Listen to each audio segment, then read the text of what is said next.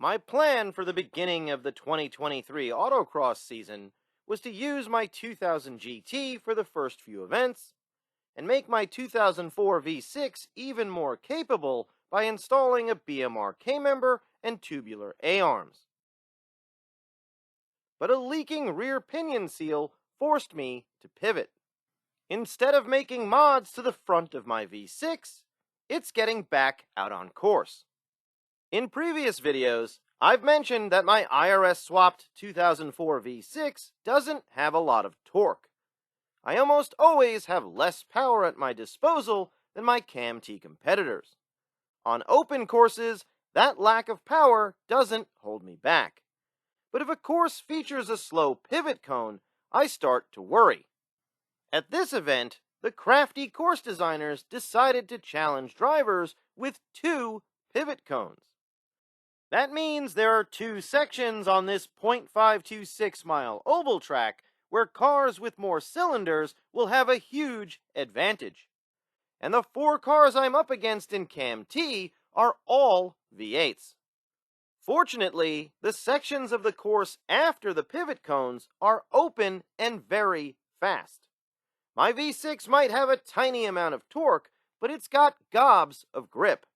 If I use every last bit of grip to fly through the fast sections, I'll have a shot at taking home first place. This video shows my first and fastest runs, provides tips for making pivot cones less painful, and reveals how my Mustang ST placed against cars with more displacement. Let's take a look at the course. This is my first run. It's 75 degrees and overcast. My 315 Rival S 1.5 tires are set at 28 psi. My goals are to build some heat in my tires, find out how slow the pivot cones are, and how fast the open areas of the course are.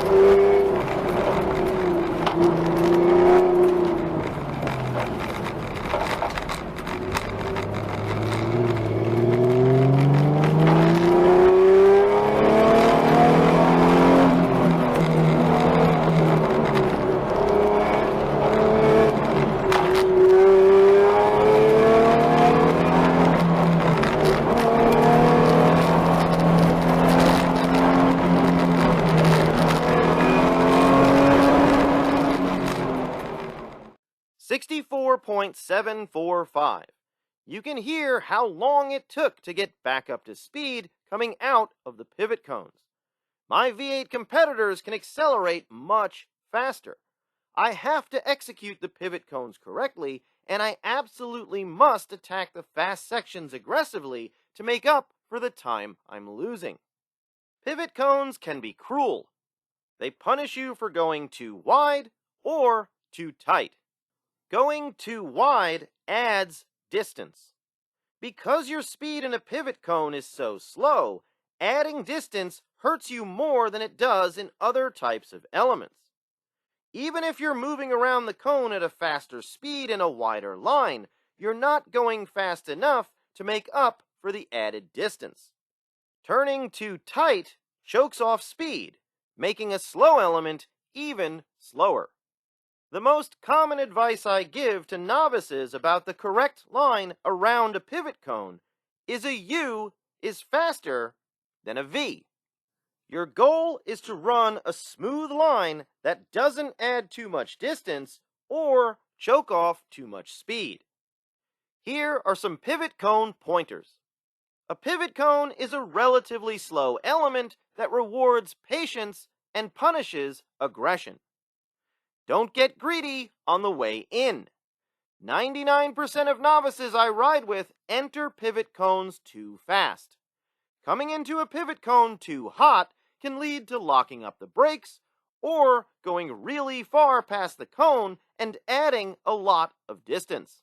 If you experience understeer on the way in, back up your braking zone and make sure you're not braking hard and turning at the same time. Think about your exit. Pivot cones don't exist in a vacuum. They're part of a series of elements. You want to run a line that sets you up to attack the element after the pivot cone. You might need to enter tight to exit wide, or enter wide to exit tight. Pivot cones are often optional. You can enter on the right side or the left side. One way might be faster than the other depending on the elements before and after the pivot cone. On this course, both pivot cones were optional.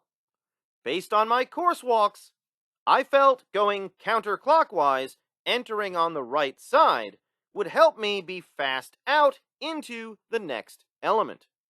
Going counterclockwise around the first pivot cone had me driving up the banking. That allowed me to get on the gas earlier and get my revs up sooner than if I went clockwise around the pivot cone. If I drove down the banking, I wouldn't be able to get on the gas as early. I entered wide so I could exit tight.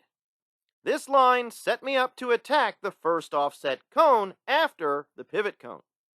Going counterclockwise around the second pivot cone meant I would be driving down the banking, which isn't ideal. But I'd be in a much better position to attack the element leading into the fast section down the backstretch. I entered the second pivot cone wide so I could exit tighter to the cone.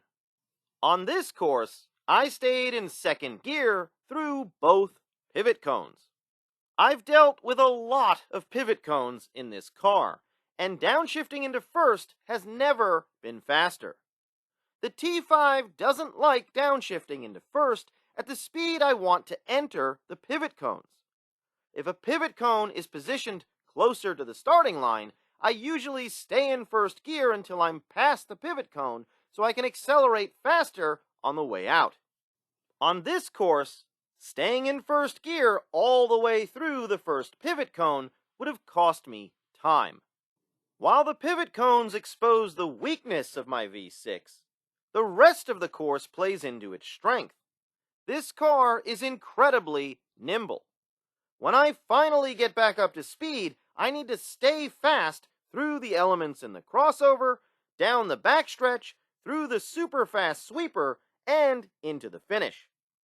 I want to hit the rev limiter in second gear in multiple spots on course. I chopped off a lot of time on my second run, but I was slower on my third run. On both runs, I locked up the brakes a little entering the pivot cones, which cost me time. My fourth run wasn't perfect, but it ended up being my fastest. My tires are set at 25 psi.